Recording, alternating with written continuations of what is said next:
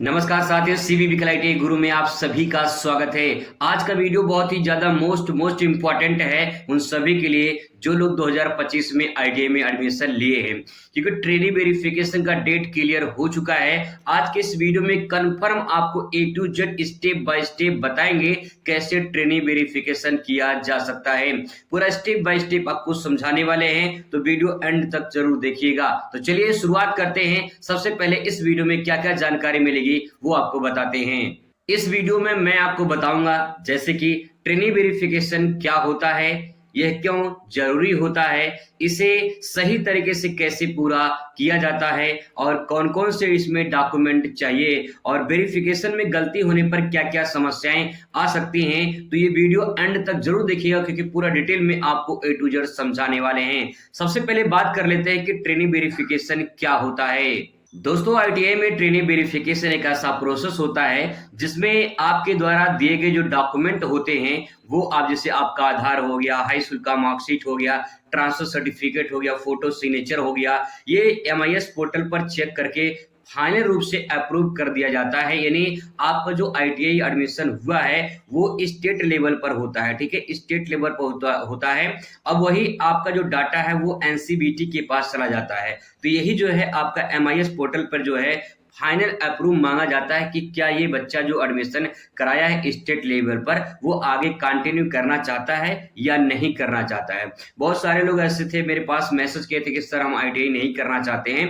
तो आप training verification मत करिए, आपका अपने आप कैंसिल हो जाएगा, कोई करने की जरूरत ही नहीं होगी। ठीक है, नेक्स्ट यहाँ पे है कि जो है यही वेरिफिकेशन आपकी पहचान को आईटी पोर्टल पर ऑफिशियल बनाता है और आगे जो भी प्रोसेस होती है इसी ट्रेनिंग वेरिफिकेशन के आधार पे होता है, क्योंकि इसमें आपको एक नंबर मिलता है, उसको बोलते हैं पीआरएन नंबर, यानी परमानेंट रजिस्ट्रेशन नंबर होता है। और यही नंबर आगे चलकर आपका रोल नंबर बनता है और फिर यही आगे चलकर आपकी सारी जो पूरी प्रक्रिया होती है आईटीआई में वो इसी नंबर के आधार पर होता है। इसलिए ट्रेनिंग वेरिफिकेशन करवाना अनिवार्य होता है। अब बात करते हैं दूसरे क्वेश्चन पर। अब बात करते हैं ये क्यों जरूरी है। तो सबसे पहले देखिए, अगर आपका ट्रेनिंग वेरिफिकेशन पूरा नहीं होता है तो फिर क्या होगा।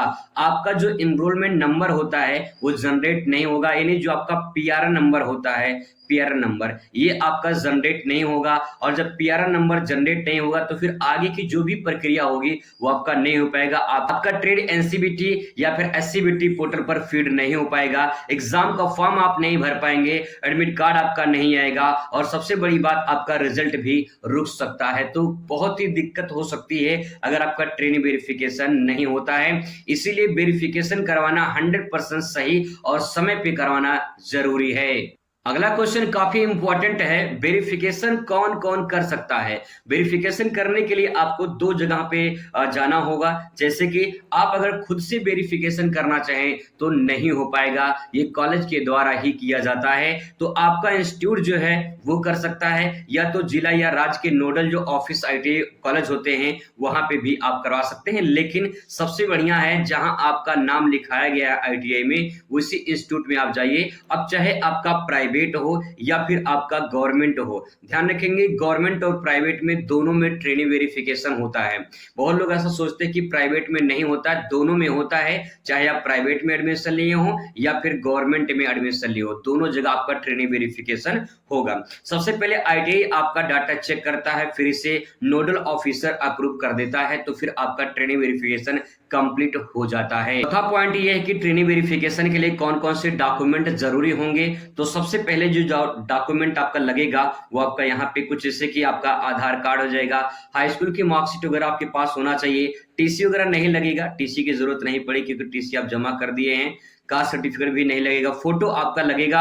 और ध्यान रखेंगे फोटो आपका लाइव कैप्चर होगा। लाइव का मतलब ये है कि आप ट्रेनिंग वेरिफिकेशन कराने के लिए खुद कैमरे के सामने बैठेंगे और वहां पे आपका लाइव फोटो लिया जाएगा। इसीलिए आपको कॉलेज में जाना अनिवार्य है, वहीं पे आपको ट्रेनिंग वेरिफिकेशन करवाना होगा।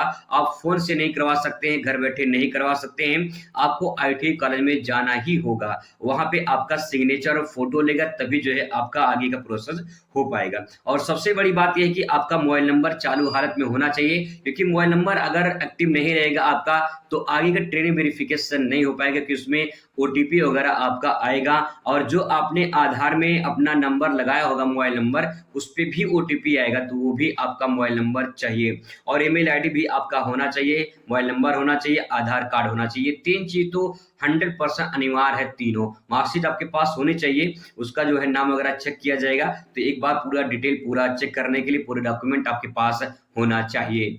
वेरिफिकेशन में सबसे ज्यादा जो गलतियां होती हैं वो क्या होती हैं, उसको भी देख लेते हैं, फिर आपको बताते हैं कि ट्रेनिंग वेरिफिकेशन कब से स्टार्ट हो रहा है। सबसे पहले यहाँ पे क्या गलतियां करने से आप बचे, जैसे कि फोटो का साइज आप जो साइज मांगा गया है वही आपको अपलोड करानी है। सिग्नेचर धुंधला नहीं होना चाहिए, फोटो भी धुंधला नहीं होना चाहिए। नाम का स्पेलिंग जो है वो मिस्टेक नहीं होना चाहिए, पिता का नाम, माता का नाम, जन्म तिथि, ये सब आपका सही होना चाहिए। मार्कशीट मिसमैच नहीं होना चाहिए। आधार गलत या स्पेलिंग जो है वो सही आपका होना चाहिए, स्पेलिंग वगैरह गलत नहीं होना चाहिए। जो आपके 10th की मार्कशीट में है वही आपके आधार में होना चाहिए, और अगर नहीं है तो आप उसको करेक्शन करवा लीजिए, संशोधन करवा लीजिए। अभी डेट बहुत है तो आपको घबराना नहीं है। आप कोई भी गलती करते हैं तो ट्रेनिंग वेरिफिकेशन आपका रुक सकता है, कैंसिल हो सकता है, इसलिए ध्यान रखेंगे। अब बात कर लेते हैं कि ट्रेनिंग वेरिफिकेशन कब से कब तक होगा। ये एक डीजीटी की तरफ से ऑफिशियल नोटिस जारी किया गया है कैसे आपको ट्रेनिंग वेरिफिकेशन करवानी है। और सबसे मुख्य बात यहाँ पे है कि यहाँ पे डेट दिया गया है, आप ऊपर डेट देख पाएंगे, 13 नवंबर से स्टार्ट हो चुका है, 13 नवंबर से। और काफी लंबा टाइम दिया गया है, लेकिन आप लंबे टाइम का इंतजार ना करें, पहले ही करा लें तो ज्यादा फायदा आपको मिलेगा। फायदे का मतलब ये है कि आपको जैसे सर्वर डाउन हो जाता है, टेक्निकल प्रॉब्लम आ जाती है, तो वो आप उससे फेस नहीं कर पाएंगे। तो इसीलिए आप पहले ही करा लीजिए। 28 फरवरी 2026 तक जो है डेट दिया गया है, 28 फरवरी 2026 तक डेट है। टाइम बहुत है, आप आराम से करवाइए, कोई हड़बड़ाने की जरूरत नहीं है, कोई परेशान होने की जरूरत नहीं है। लेकिन आप टाइम से पहले करवा लीजिएगा, नहीं आप जनवरी तक करवा लीजिए, ताकि जो है कोई भी दिक्कत परेशानी ना हो। सर्वर वगैरह डाउन हो जाता है तो बहुत लोग उसमें दिक्कत हो जाती है, तो इसलिए ध्यान रखेंगे। आई होप आपको सारा पॉइंट क्लियर हो चुका होगा, और कोई भी दिक्कत परेशानी होती है तो कमेंट जरूर करिएगा, आपका जवाब वीडियो के माध्यम से या कमेंट के माध्यम से दिया जाएगा। मुलाकात करते हैं नेक्स्ट वीडियो में। थैंक